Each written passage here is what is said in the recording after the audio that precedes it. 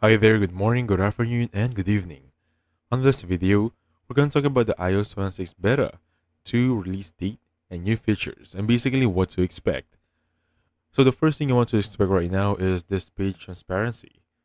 And here, right here, if I pull out my notifications or my settings right there, it's a bit more not smooth, right? For iOS 26, there's going to be the top one priority right there to make it smooth. So right now, you can do is go to settings right here, go to accessibility, and look for display and text size. In the reduce transparency, this one right here, make sure this is going to be enabled. So make sure your notifications right there are going to be smooth transitions. Next bug to expect in iOS 26 beta update is going to be open settings.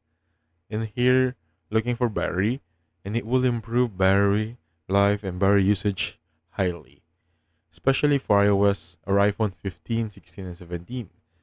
Because as you can see right here, fix some iPhone 15 and iPhone 16's models might show a slow battery symbol and being able to start up after updating to iOS 26 Beta 1.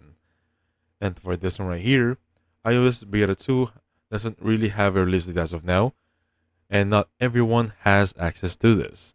Since this is still a beta phase, only a few people selected and not publicly released.